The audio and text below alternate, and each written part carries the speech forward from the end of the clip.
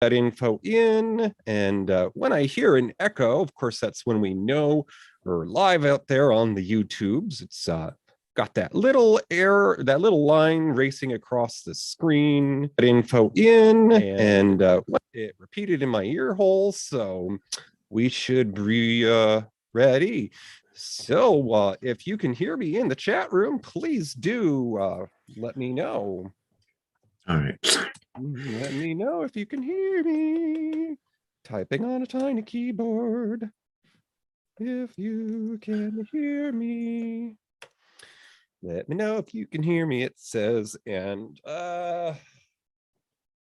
working without Frankie and Annette tonight. No, Frankie. No, Annette. What is a gal to do? I can't seem to do anything but cover this guy's face, so I guess I'll just give up. Whatever. All right. Okay. No, it's not really, but well, okay, so I'm let me know if you can hear me. I'm just waiting for folks to let me know. So typey, no, he can't hear me.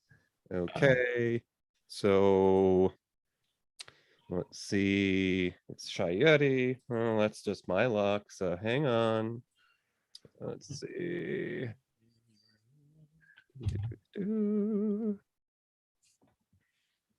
And let's see if we're still on the stream. Okay, refresh, please. And let me know. Apparently there's two sides to the server, not that anyone needs to know, but hey, maybe I can remember that. Let's see. So once I can be heard on the stream, I just checked again on the stream and you're there. Okay. All right. So what we're going to do is we're going to take a moment here and we're going to switch sources. Let me go back to the screen and got it. Should be back to just you and I. And let me close that out. Okay, so it's just you and I now. And I will go ahead and put away the non-sensory. So we'll start things sort of like this. Good evening and welcome to the beautiful historical Marionette Theater. Tonight we're going to be visiting a 2021 independent film starring German expatriate Udo Kier, who celebrates a birthday this month. It's a retired hairstylist who comes out of hiding to help out an old friend. Please take your seats. Our show is about to begin.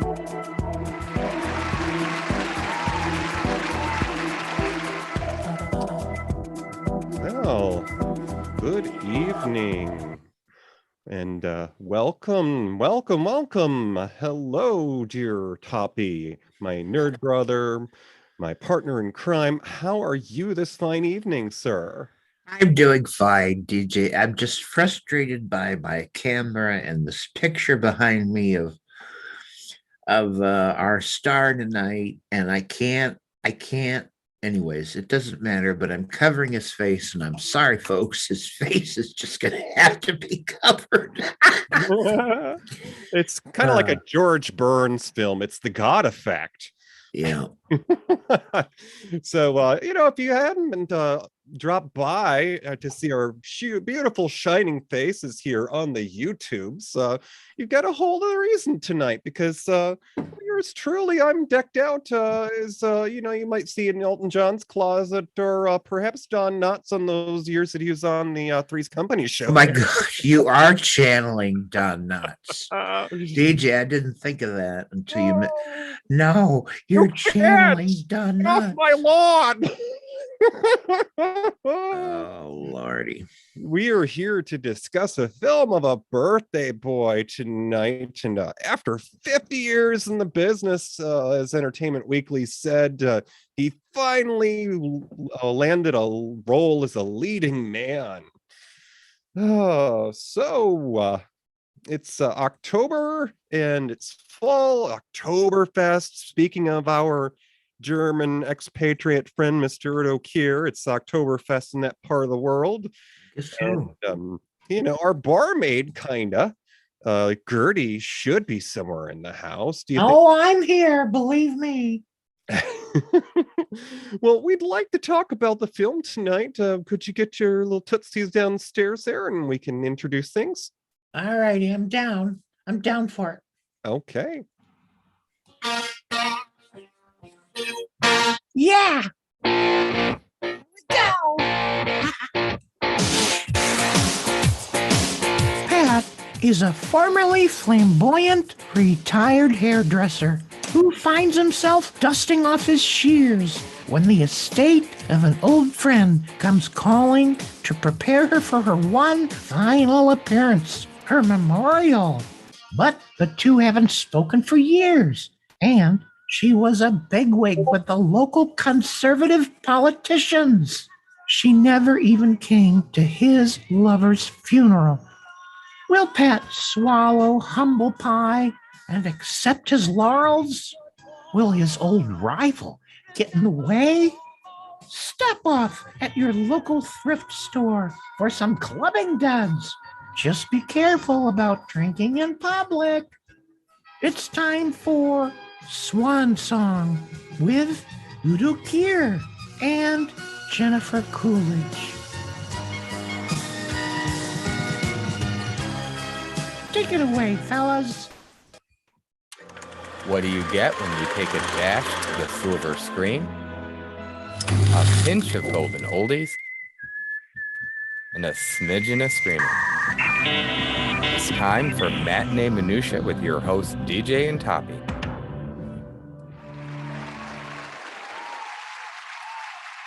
Toppy, it should be noted that there is a special dedication on the film tonight. The director, Todd Stevens, he's a Buckeye State native, Ohio. This is his third film, and the film is dedicated in memory of the 33 million lost to the AIDS pandemic, including 5 of the director's friends. Michelle Martin lost at the age of 37, Doug Casino, who was 23, Connie Widdowson, who was 26, Pete McAllister, 30, David Canino, 47, and finally, a happy celebration, a dedication to his husband of 35 years, Timo. Nice. All right. Okay, so I think perhaps we'll talk a little about when this came out. Because this is actually one of the most recent films we've talked about. It sure is. We don't get more recent than this, folks. No kidding. Let's see. I'm just seeing if I can. Okay, I gotta type something here. Okay, sorry about that. All right, so 2021, and this is the world in 2021. Okay, folks, it was just around the corner from now, or behind the corner, as it were. 2021. So think about this. It was an independent film. Lots of things happened that year. We'll just go through a handful. So in Michigan, the COVID-19 pandemic surpassed 500,000 confirmed cases. That's 500,000 people January that year. Moving along here, let's see. I want to get to some happy news.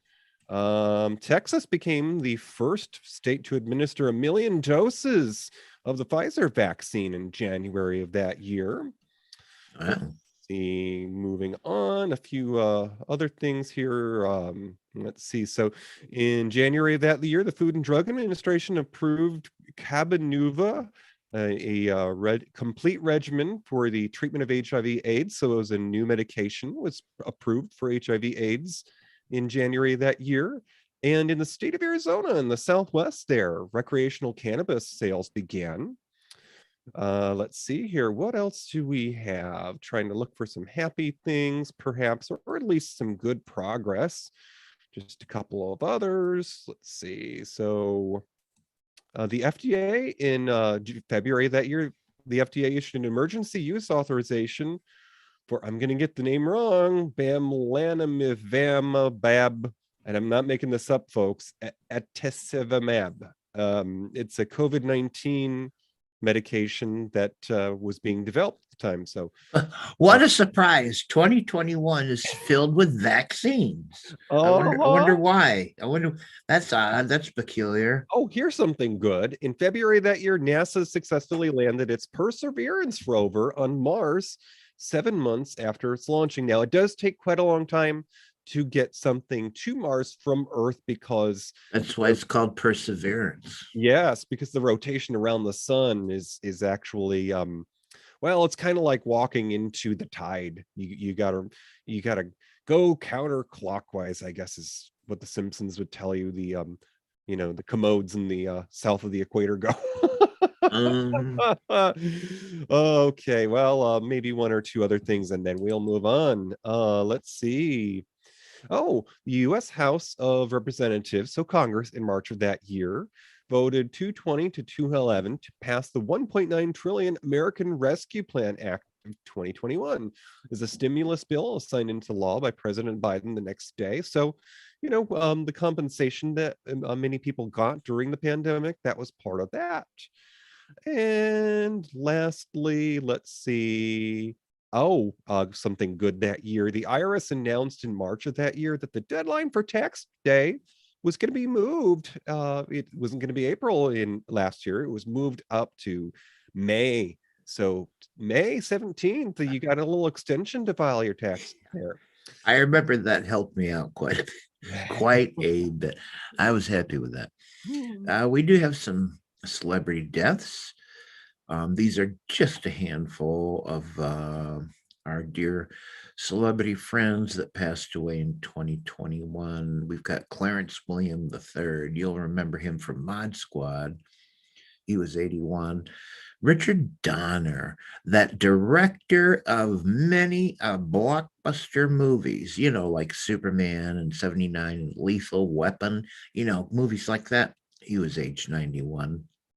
Suzanne Douglas, and she was of off-Broadway and TV fame, noted for her Warner Brothers sitcom The Parenthood. She died at 64. Remember that Jackie Mason, that iconic Borscht Belt comedian? Well, he was aged 93 when he passed. And I think it hit a lot of us hard. Norm Macdonald, beloved comedian, and he was on Saturday Night Live. He passed away at age 61. Okay, so we lost a few folks in 2021, and perhaps there were some entrances into the world that in a couple of decades we'll find out if they become celebrities. So, you know, dust off your old matinee minutia archive and find out who joined us then. All right, so Swan Song. It was an independent film, so sort of an art house film. And it didn't place in the box office because it wasn't a commercial release. But if you were one to step out into the world, hopefully with a mask in 2021, you might have gone to the movies and you could have seen in the number one in the box office was Spider-Man No Way Home. When Oh my goodness. woo!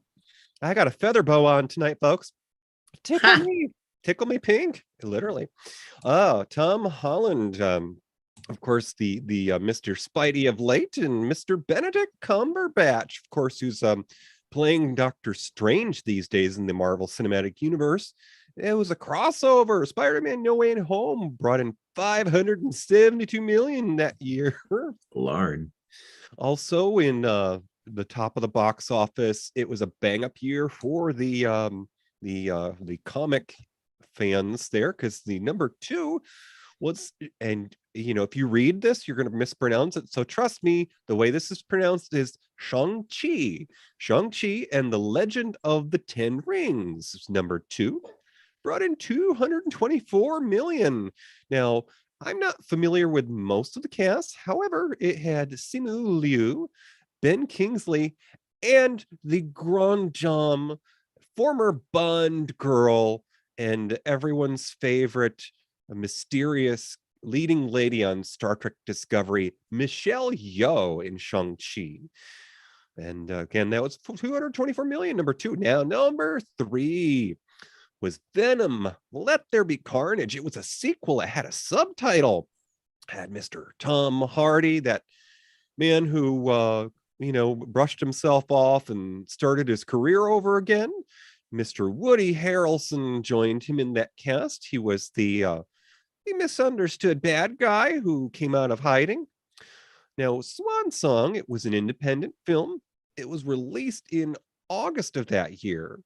And based upon middle of the box office, the film that was one better was called Finding You. And bear with me one moment here. I am going to look up Finding You, and through the magic of editing, you're not going to know that I didn't have this out.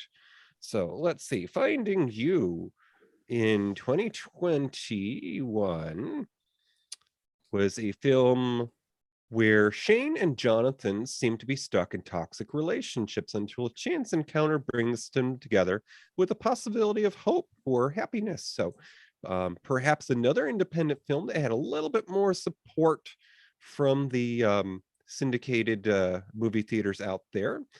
And let's see here. The film that was just below the rung of middle of the box office was a film called The Card Counter.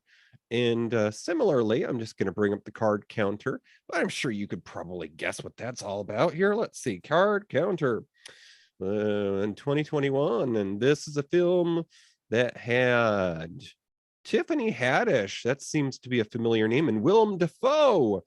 This film was about an ex-military interrogator turned gambler haunted by the ghosts of his past. That was just below middle of the box office, The Card Counter in 2021.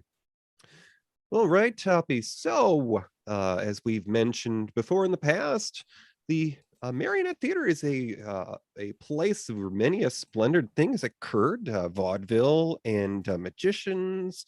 And we kind of think of the person, the filmmaker, the director, as being the magician of the film. Tell us a little bit about Mr. Todd Stevens, if you will. Okay, well, Todd Stevens is a director who tends to make very personal movies, and our selection tonight, Swan Song, is one of them. He's an American film director, writer, and producer. He was raised in Sandusky, Ohio, which, if that sounds familiar, is the location for tonight's movie, actually. He seems to use his hometown in a lot of his movies. You might know him for writing and producing the autobiographical coming out film Edge of 17. That was a movie released in 98. And he's directed the 2001 film Gypsy, 83, as well as another gay movie called Another Gay Movie, which was released in 2006. And the follow-up was Another Gay Sequel, Gays Gone Wild. And that premiered at the Frameline Film Festival in San Francisco in 2008. Look, this guy is an award winner. As his movies went throughout the independent film circuit, he won awards from LA Outfest.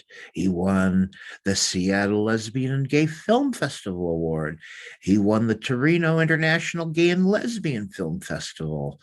And he won the Toronto Inside Out Lesbian and Gay Film and Video Festival across a span from 98 to 2002. So he is known and quite beloved. And this little gift to us that we're going to talk about tonight, Swan Song, is Maybe is best. I don't know. We'll see. All right, so before we continue the discussion about the cast, we're going to go ahead and roll that beautiful bean footage. We're going to screen for you the trailer. Good evening. I'm Mr. Pat, and I'm back.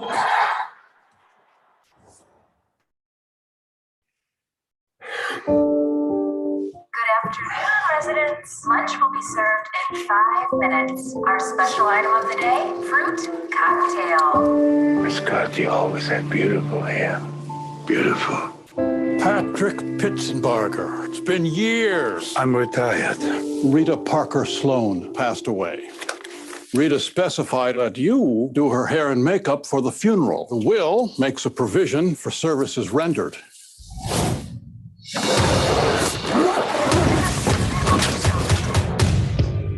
My client demand high-quality beauty products. What you looking for? Perfect powder bleach and Vivante.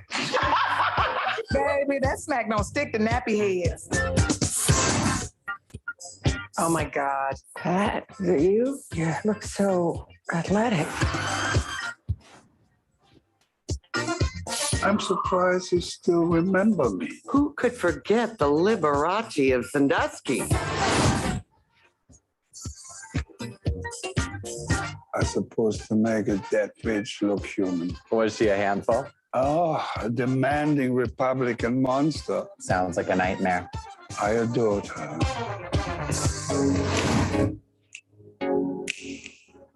Holy hell, Pat, you're still alive? I used to perform here. Must have been before my time. This place was family. Girl, you taught me everything I never wanted to know.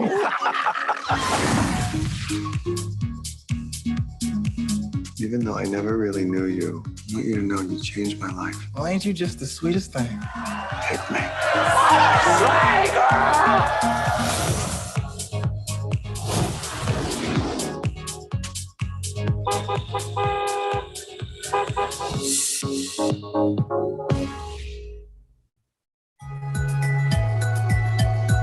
Okay, so we have a boatload of talent that came together to make this film. And among those, of course, in the cast was our leading man, who Entertainment Weekly said after 50 years, Udo Kier has finally landed a leading man role. Mr. Udo Kier played Mr. Pat. And in Mr. Pat fashion here, I'll take a sip of my beverage.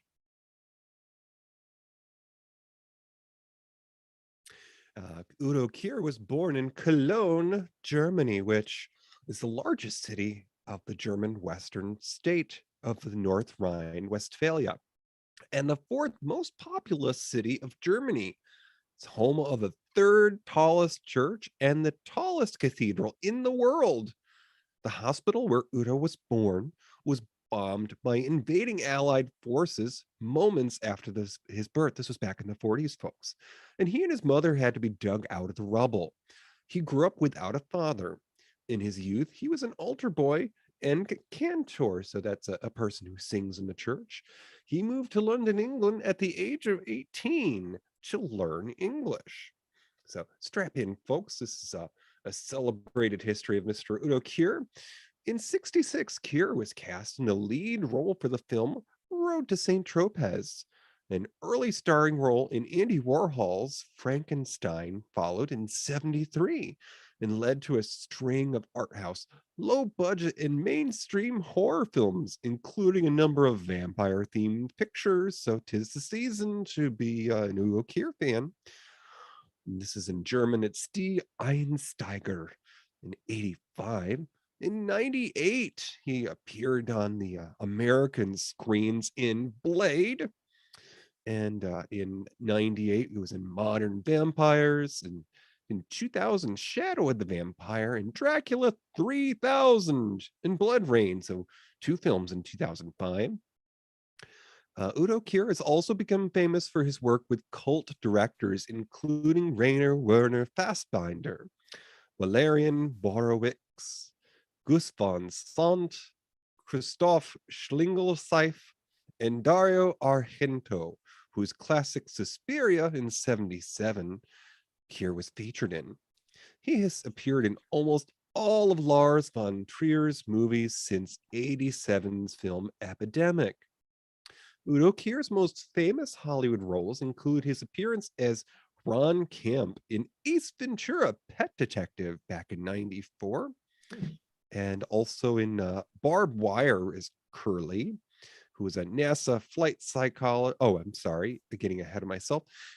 He also played a NASA flight psychologist in Armageddon as the villainous Lorenzini in The Adventures of Pinocchio, and the 99 sequel, The New Adventures of Pinocchio. Now, before I get too much further, because there is quite a bit more, I'll try to keep it brief. Many of you might occasionally confuse Udo Kier with another German expatriate, and I know I have, Mr. Terence Stamp, who has appeared in such films as, I want to say, Superman 2, or is it 3, Toppy? Correct. Well, he was in the first 2 Superman movies. Mm-hmm. And also later on in the 90s was in one of my favorite films, The Adventures of Priscilla, Queen of the Desert. So. There is a similarity between the two. Also, to be honest, while I was watching Swan Song, I kept thinking I was watching Michael Fassbinder, or no, doesn't matter. I've forgotten the name. Continue. Okay, so let's see here. So he was also in music videos, including Madonna's Deeper and Deeper from the Erotica album. You know, that naughty thing she did that had a coffee table book. He was in I guess they were a grunge band, Korn. It's called Make Me Bad, and Eve's Let Me Blow Your Mind. A lot of other things here. Okay, moving forward, he has also worked extensively as a voice actor, and is starring as the psychic Yuri, as well as the voice in the Psychors and Command and Conquer Red Alert 2 and its expansion Yuri's Revenge. He also voiced the Music Master in Justice League, and Herbert Ziegler in the Batman, the more recent film, and Ivan Bond in Metropia. So these are a lot of sort of genre films. If you're into horror films, you've probably seen Udo Kier quite a bit. He gets around. And he was also Professor Pericles, as well as a shadowy figure in Scooby-Doo Mystery Incorporated. Mr. Toad and Beware the Batman. I'm sure these are animated films. Warden in Axe Cop, Head Vampire in Major Lazer, and Dylan Beekler's backpack in Golan the Insatiable, and Dr. Peter Straub in the Call of Duty World War II. Now, if any of you look up interviews with Udo Kier, especially for this film, Swan Song, he'll tell you he's done perhaps 200 films, and 100 or so of them are bad. 50 of them you could watch with a good glass of wine. Okay. But Kier is gay and has been open about his sexuality his entire life. No one has ever asked me about my sexuality. Maybe it was obvious, but it didn't make any difference, because all that mattered was the role I was playing. As long as I did a good job on the part, no one cared about my sexuality. And Mr. Udo Kier moved to the States, and he joins us from Palm Springs when he steps out to do a film. He's in Palm Springs these days, and he moved there back in 91.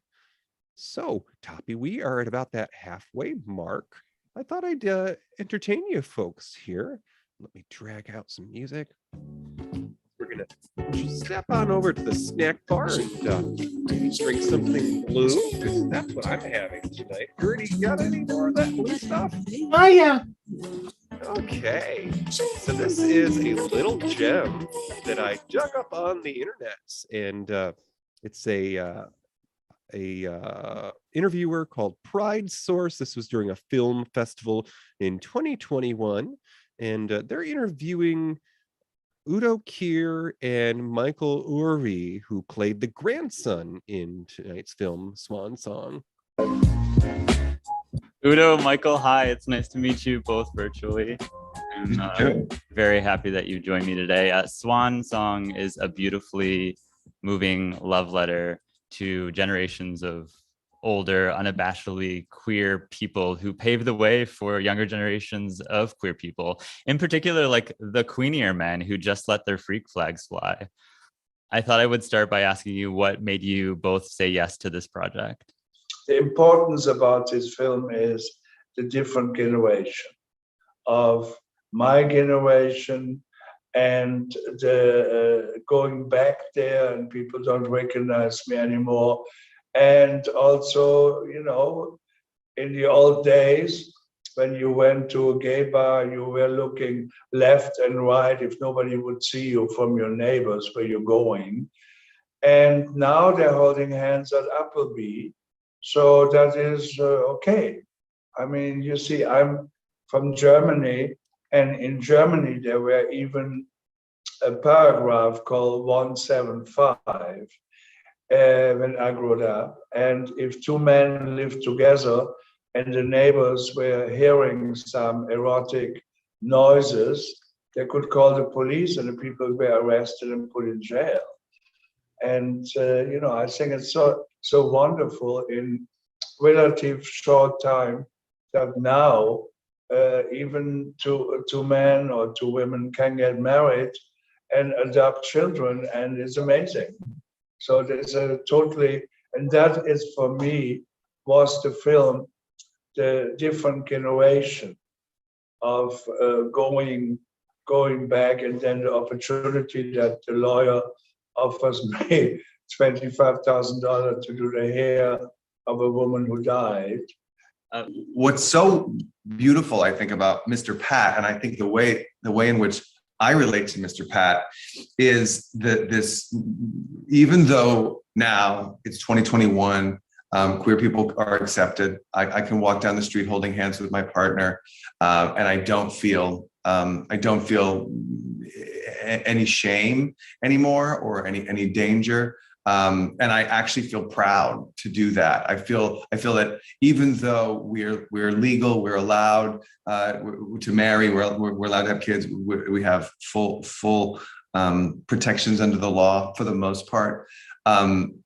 I can blend in, I can assimilate, and I don't want to. And I think that is something that that the older generation, when marriage equality became a thing and when people started getting married, I know people in the older generation who thought, why would we need that? We've been fine without that. We don't want to be like straight people. We don't want to get married. And of course, it's two different things. It's the right to be married versus the need to be married. And also it's that I'm proud of who I am and I'm proud to be different and I don't need to assimilate. I can be someone else. And I think that I want to always have a little bit of Mr. Pat. I don't want to walk down the street and have people think that's a straight person. I want people to know. I want people to in the same way that the same way you have to get a green suit. Get a green suit. Okay, so continuing on with the cast there, Toppy, we have another person entering in the scene here, and she's a big ally in the LGBTQ community. Tell us a little bit about Jennifer Coolidge. Who did she play in this film? Dee Dee Dale, key role in the movie. You know this lady from more than 51 movies she's been in, believe it or not. To this date, you've seen her in films like A Cinderella Story, Robots, Date Movie, American Dreams, Soul Men, Austinland, Single All the Way. So she's been in a lot of the on television. You would have seen her in the sitcom Joey for 2 years, 2004 to 2006. She was Betty in the ABC family teen drama series, The Secret Life of the American Teenager, from 2008 to 2012. She was Zofia or Sophie Kaczynski in the CBS sitcom Two Broke Girls. And she was Tanya McQuoid in the HBO anthology series The White Lotus in 2021. And that earned her a lot of critical acclaim. And she won the Primetime Emmy Award and a Critics' Choice Television Award for that role. Not to mention, apparently, Golden Globe Award and the Screen Actors Guild Award. So, wow. Most recently, you would have seen her in The Watcher on Netflix. So she's been around for a long time and plays a key role. A great supporting role here for her in this movie, DJ. Let me catch up here. Sorry. Okay. Yes. And, Coolidge also has worked in a lot of charities, including her activism has been supporting AIDS assistance and animal rights. And she's known for her support of the community, widely considered to be a gay icon. Now, of course, at least one of those prior films that were mentioned in her work were with Mr. Todd Stevens. So she's probably quite well acquainted. Now, I personally remember the first time I saw Jennifer Coolidge, and it was in a 2001 film. This had Chris Rock and Eugene Levy, who is one of those many people who's been a actor that worked with Christopher Guest and a member of the Groundlings, I do believe, Mr. Eugene Levy. Jennifer Coolidge was in this film called Down to Earth, and it was about after dying before his time, an aspiring Black comic gets a second shot at life by being placed in the body of a wealthy white businessman. And Jennifer Coolidge got to play the young woman who was married to the older man, probably for his money. All right. So, one of the other folks who was a shining star, a jewel in the crown, because this film had jewels. I mean, Mr. Pat, he was sort of an affectation of Liberace. One of the things that Mr. Pat says in the film, in the opening, is that he's back and he shows off the rings. Now, in an interview, he mentions, Udo Kier mentions that was inspired by Liberace when he first opened at his residency in Las Vegas and said, "Do you paid for these?" Yeah. But Linda Evans certainly was a jewel in the crown of this film. And she played Rita, the dearly departed old friend. And Miss Linda Evans, she was born in Hartford, Connecticut. And she has personified beauty and grace to American television viewers for over 5 decades. From her role as Audra Barkley and daughter of the Old West on the Big Valley on ABC from 65 to 69, and to the glamorous Crystal Carrington, the heyday of the cat fights on evening television on Dynasty. They are on ABC also from 81 to 89. And then she came out of, I guess, perhaps semi-retirement in 2004 for a reality show called Hell's Kitchen. And it's the British competitive reality cooking show she won in 2009. Now, Linda became one of the most celebrated female television stars of the 80s for her role as Crystal, wife of an oil multimillionaire, played by John Forsythe, and good girl counterpart to Joan Collins as evil Alexis, ergo the cat fights. Now, Linda was nominated 5 times for the Golden Globe Awards for Best Actress in a TV drama series every year from 82 to 86. She won in 82, sharing the honor with Barbara Bel Geddes, who I remember as the dear sweet mama of J.R. Ewing on Dallas. And that was the rival primetime television show at the time, Dallas. Now, Linda won 5 People's Choice Awards as favorite actress in a drama series in 82, 83, 84, 85, and 86, so 4 years running. Wow. Nominated for an Emmy Award for Outstanding Lead Actress in a Drama Series in 83. For her contribution to the television industry, Linda has a star on the Hollywood Walk of Fame. So just some background information. At 14, Linda was encouraged to take drama classes to overcome her shyness. And at 15, she joined a friend who was auditioning for a television commercial and she got the part. So moving on here, after Dynasty, Linda decided there was something more to life than Hollywood and moved to the Pacific Northwest. So that's where she's been hiding.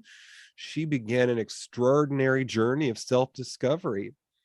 But she returned to performing, frequently starring in the stage play Legends and winning the Hell's Kitchen competition while working under Michelin star chef Marco Pierre White. Linda's often lavish and luxurious life has rivaled Crystal Carrington's. She has dined with queens and presidents and been romanced by the rich and famous. And today, what Linda treasures most is the wisdom she has gained along the way, and perhaps her privacy. She's been married, I think, twice, and unbeknownst to all, she hasn't tied the knot again since the late 70s. Okay, I want to get this out of the way right away. Mhm. DJ, at a point in this movie, the grandson of Rita is going through photos of her life. Mhm. And one of the ones that we get a close up of, okay, this is what I think I saw.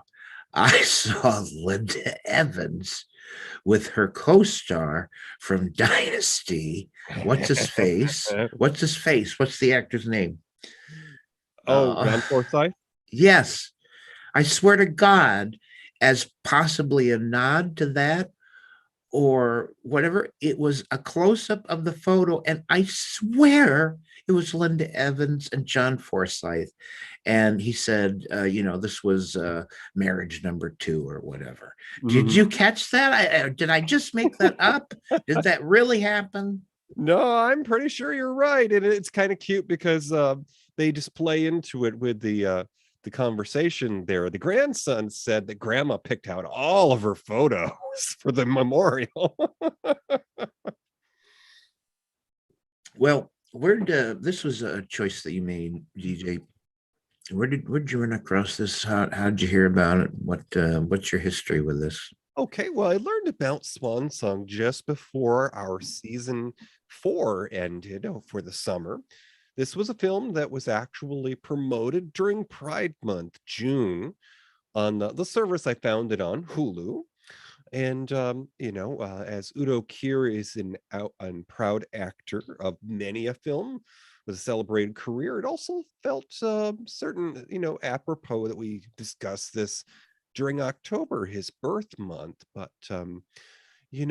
this is one of those films I feel that it's the journey that you have to experience as you watch it. This is not just simply a sad film or a happy film. You need to watch this film to live through the experiences of the characters. And I feel that perhaps because through some reading, I basically have determined that the director, Todd Stevens, is probably somewhere in his late 50s to early 60s. So he lived through the 80s and this experience. And certainly it should be noted also that Swan Song is based upon true story. There was a real Pat Pitzenberger who was a celebrated hairstylist in Sandusky, Ohio. So this is based loosely on his life. And I feel that this is an important film for queer culture because as we move forward in the 21st century, we're no longer living in that era when having HIV or AIDS was a death sentence. So people forget we lost many a loved one during this time. We have a generation of people who weren't here to share their experience and their stories. You know, in the gay community, unless you're one who believes that you maybe deserve to be married, deserve to be happy, because it is a matter of psychology. You know, we grow up understanding that we're different, and until you make your first gay friend or you come out to your first ally, you question on whether or not you're going to achieve the same things that other people in your life are destined for. So, this is an important film because the director is taking us down the path of the way that life used to be through Mr. Pat. He lost the most loved person in his life. And then the person who was his, or at least he thought was his closest friend, didn't even come to the funeral. So, for a whole variety of very personal reasons that we just can't even begin to go into, this movie really affected me, and I knew a Mr. Pat in real life, and he was a dear, dear, dear friend.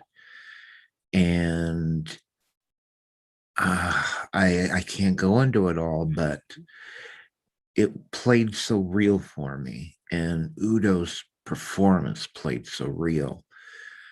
You know, in this movie, it is filled with close-ups of Udo Kier's face. I'm not just talking close-ups, but I mean right up to his face. It's filled with his face because that's all he needed to portray everything. The tiniest expression, you knew he was either pleased or displeased. You knew he was either amused or very unhappy.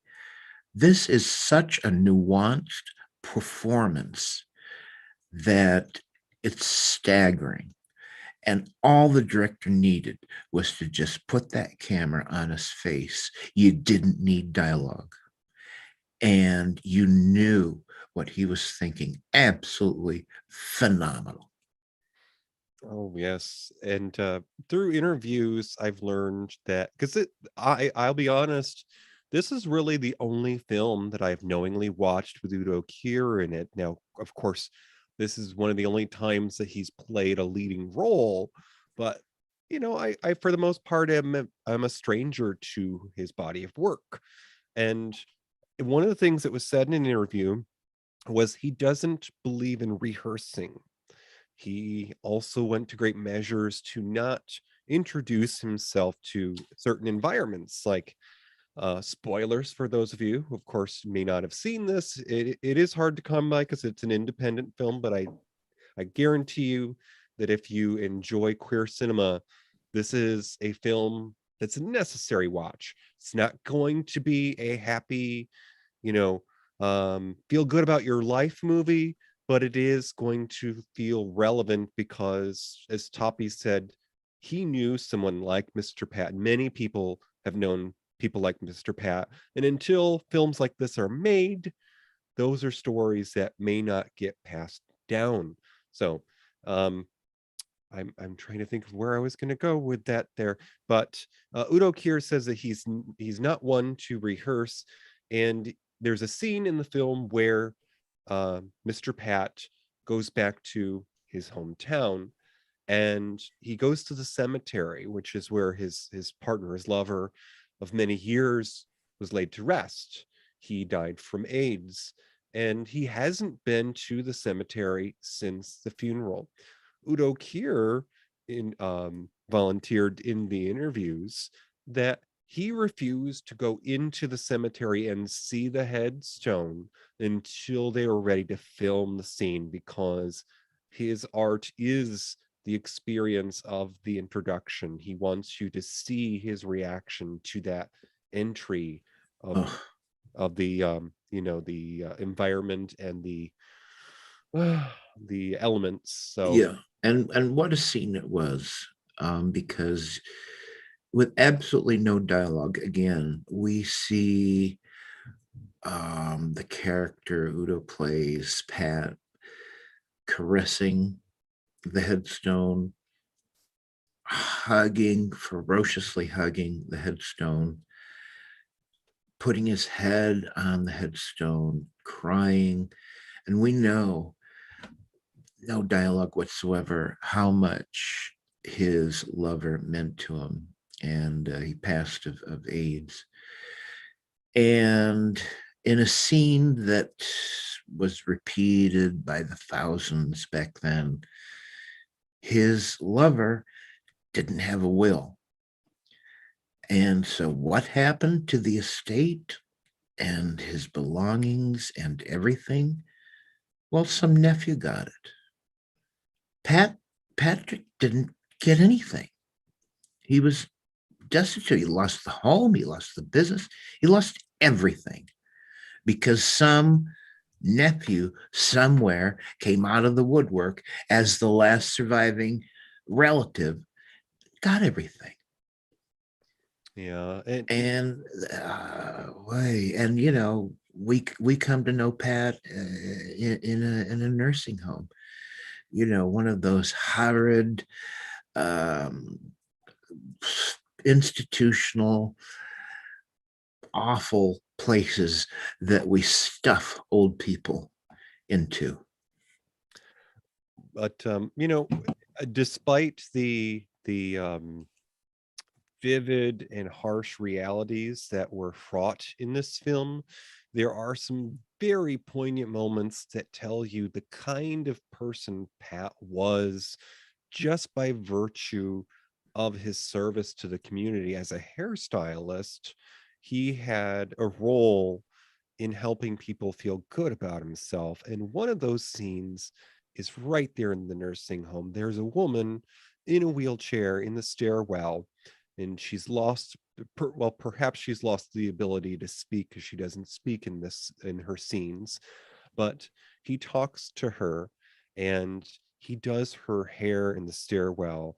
And she's in a couple of scenes, but until you listen to the conversation he's having as she's working on her hair, you may not pick up, which I did in later viewings, that this may have been one of his old clients before he became retired. Because he remembered her, and he said to her by name, he says, "Miss Gertie has always had beautiful hair." Oh, you're so right. I did not pick up on that, DJ, but that occurs to me. Yes, absolutely. That was what they were indicating. There's another scene later on when Pat has walked the distance to this town to go to the funeral, and he meets a lot of people along the way.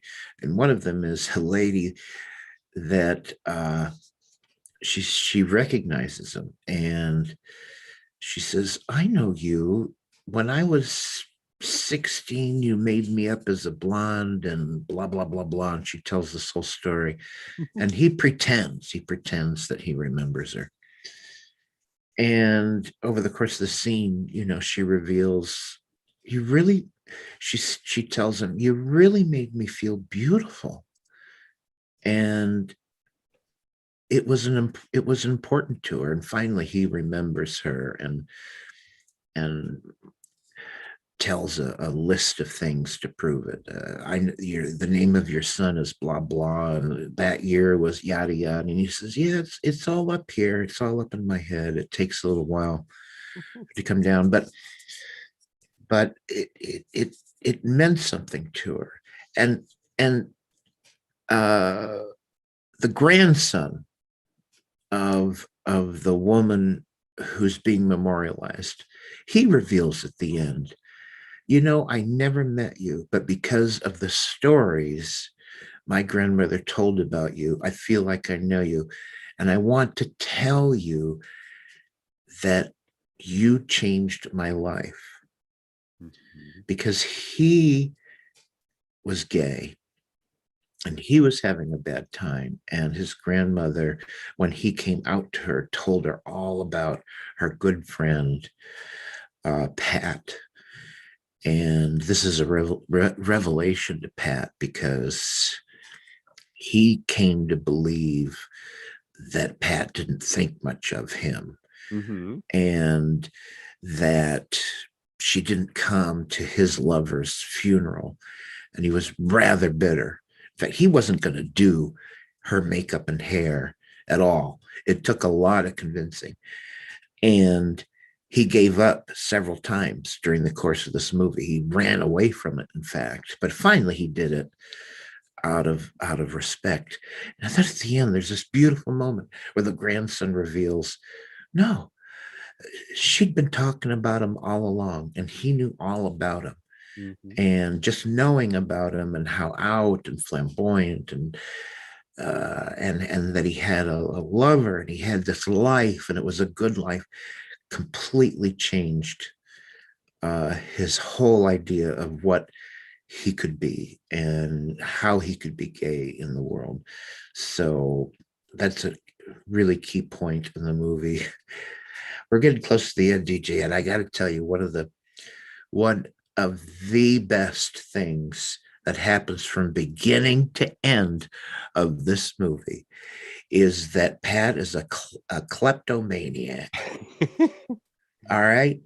And they just, the movie doesn't comment on it. We just see him, we see that it's out of necessity. He doesn't have any money. He's got to get these beauty supplies, but he steals a whole lot of stuff in this movie, including he just decides to take, one of those scooters.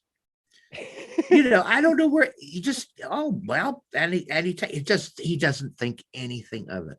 And the beautiful moment at the end that brings it all through the whole movie, all of his steel, is he's taken the shoes of the woman he's just made up. And he happens to die. Spoiler. Right? Yeah. he dies shortly after making this woman up. And as the medics take him out, the grandson looks down and he sees that he's wearing her grandmother's shoes, the shoes she was wearing in her coffin. And he just smiles and he goes, you just see on his face, yep, that's Pat. And he just smiles. What a beautiful, oh my God. And, and it's sort of a callback too, in the sense, because there's a scene earlier in the film when he's in the, one of the only remaining gay bars in town. And he says to the guy across, the bartender, he's talking about Rita. And the guy's like, she sounds like a nightmare. He goes, I adored her. And he's like, she had great taste in shoes. Yeah. Anyways, folks, there are so many wonderful moments in this movie and so many funny moments too, in a very poignant tale that is so well done. Can't recommend this movie enough. And I would say that it starts right from the beginning with Mr. Pat's personality, because in the same way that he stole the scooter, there's a moment in the nursing home where he leaves his room for the day. He puts up his little smiley sign on the door to let him know he's not sleeping anymore. And one of the nurses says to him, well, good to see you up and walking and whatever. And as soon as she says that, turns her back, he goes ahead and takes the nearest wheelchair just to kind of flipper the bird in a way. It's like, oh yeah, I'm getting up and around all right. I'm just going to take this chair here off your hands.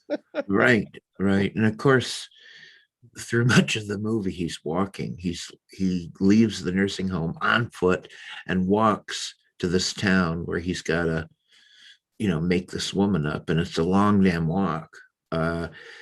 And he does it. Oh goodness, boy, I'm so glad I saw this movie. It was one of those movies that's devastating when you watch it, but so incredibly well done. You know, and I would put it on my list of necessary watch films because sure, you might be in a certain mood and you want to see a movie that's happy or fun or whatever, but it's a lesson. You sit through this film to experience someone's life, just like films like Titanic. You know how it's going to end. And Schindler's List. Yes, I've watched Schindler's List. Will I watch it again? Maybe not, but it was an important watch because it passed on a story and you experiencing something possibly not from your own life. Yeah. By the way, in your research, did you find out how they got Linda Evans or why she was interested in basically portraying a corpse? I mean, seriously, what? Obviously, there was something she saw in this movie that made her think, I've got to do this. And possibly there was something the director, maybe he was a super fan of Dynasty. I don't know.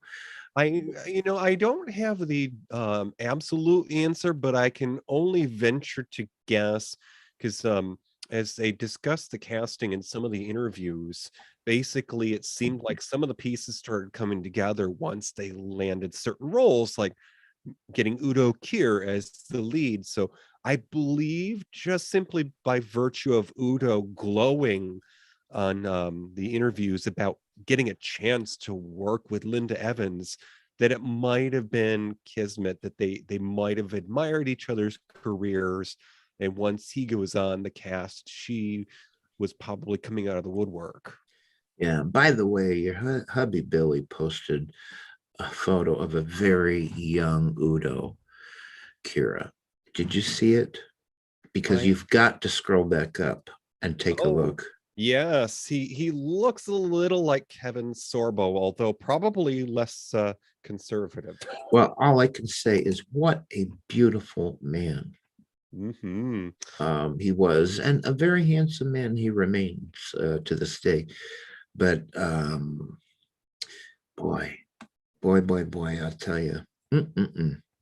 And we have a copy of Flesh for Frankenstein, Andy Warhol's film in 3D, folks, because well, we like to import things, and doesn't matter what language it was released in. If it has an English track on it, it's as good as an American film. So that's the well-kept secret of movie lovers. Just get it overseas, and if it's in English, you can have it for yourself. Doesn't matter if it was released here. Anyways, so we are out here at the lobby, Toppy, and we're at that part of the show where we talk about other films that you might enjoy if Swan Song is in your wheelhouse. Maybe you haven't seen Swan Song, but you like films of that nature. So this is our snack tray. And I had a change of heart. I decided on something else. So the film that I am going to recommend is also a film by Mr. Todd Stevens, the director of Swan Song. This is actually, I believe, his first film. It came out in 98. And it was a very important film for myself because in those days I was just newly out of the nest. But Edge of 17 from 1998, the story is a teenager copes with his sexuality on the last day of school in 1984. It shows him coping with being gay and being with friends. And inevitably, he ends up sneaking out at night, going to the club and meeting up with a young college guy, possibly his first boyfriend. But Edge of 17, a 98 film by Todd Stevens, also introduces us to the wonder that is comic Leah DeLaria in one of her first films, Edge of 17 from 98. Very nice. So my choice, if you liked Swan Song, is a movie that it made me think of another little quiet gem of a movie. This one was made in 1999, and it's called The Straight Story. And it's about an old man who makes a long journey, not on foot this time, but he rides a lawnmower And he's going to visit his brother who is terminally ill, very ill, and he wants to speak to him before he dies, after years of them being estranged. And he makes this journey on a lawnmower and meets people along the way, finally gets to his brother, and we see them together after years of being apart. It stars Richard Farnsworth and Sissy Spacek, and it's directed, believe it or not, by David Lynch. And you will not find a strange, weird Eraserhead gestalt to this movie. It is a finely directed, extremely poignant movie, right along the lines of Swan Song. And if you like Swan Song, you'll love The Straight Story from 1999. Okay, so we've got some late 90s recommendations along the pike here. And before we say good night, Toppy, and tell folks what's coming up next, please let us know who joined us tonight in the chat room. All right, we just got an appearance by Maren Gertz. She confesses she got here late, but she says she loves this movie that we talked about tonight. We also had your hubby Billy, Star Sage, and we had Lamont Cranston, and we have our pal always here every week, Tommy Hash Browns. And we thank all of you for coming by and being part of the live show. Oh, and we had the ever mysterious Crownhaven, as well. So thank you all. Because, aside from being here in the chat room, which you can join us at our Discord, go to matineeminutia.com and click on that little link there that looks like a game controller. It might also look like a masked man, but it says Discord. And of course, you can go to YouTube. There's a little linky boo on our webpage. You could see us in our splendor, because sometimes we play dress up and ain't that fun. But you can also listen to us on the stream, which is how the mysterious Crownhaven has been listening out in the wings here tonight. All right. Hey, DJ, get our magic gumball machine, because we got to find out what we're doing next time. All right. We're going to find those coins. The magician left here because, this person was almost as bad a klepto as Udo Kier. Uh-huh.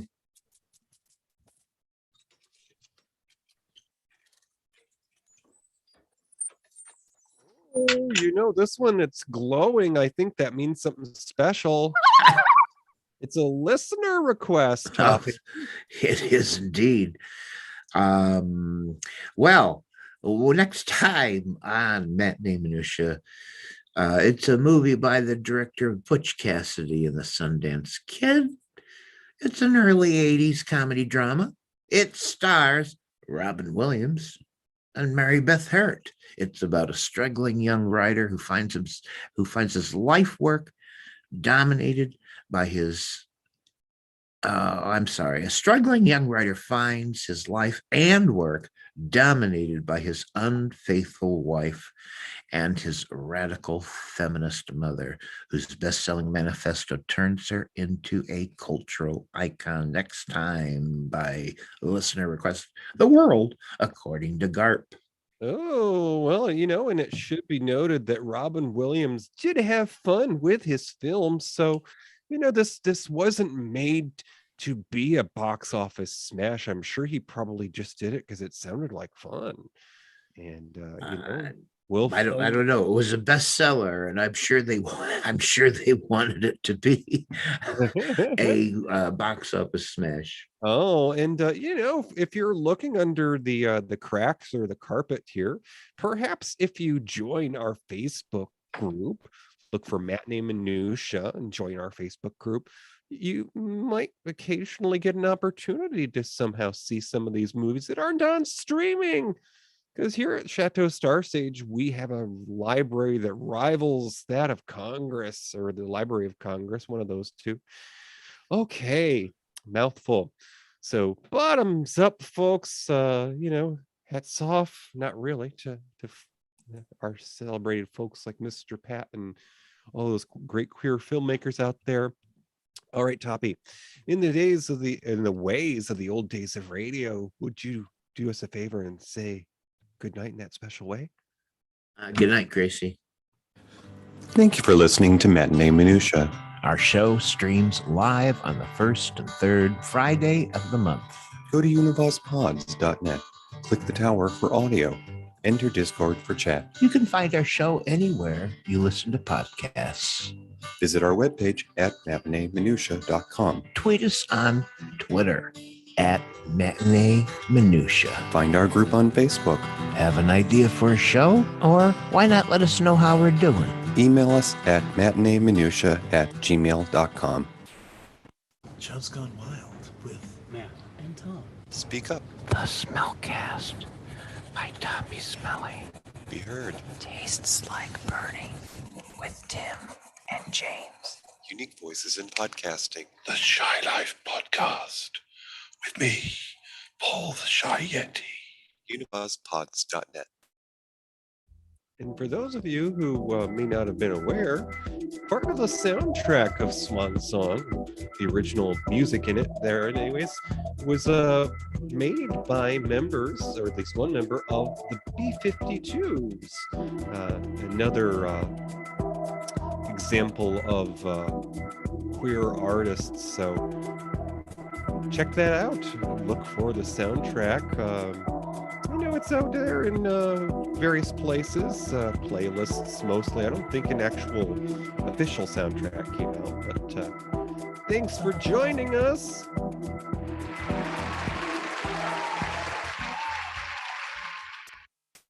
Okay, and I'm going to go ahead and stop the recording. Let's see. Stop recording.